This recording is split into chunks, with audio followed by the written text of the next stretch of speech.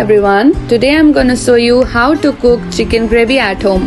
First of all, cut the chicken in fine pieces, take a pan, add some water, put the pieces of chicken in it and boil it for around 20 minutes.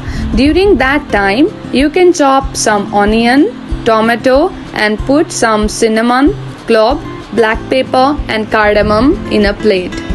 After 20 minutes, take that chicken out and marinate it with salt, turmeric, garam masala, chili powder and yogurt according to your taste.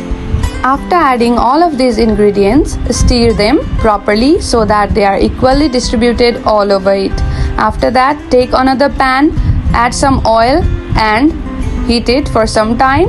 After it is heated properly, add some onion, turmeric, cinnamon and stir it properly until the onion turns reddish brown. Pour the marinated chicken into it and add some veggies like carrot and broccoli according to your taste.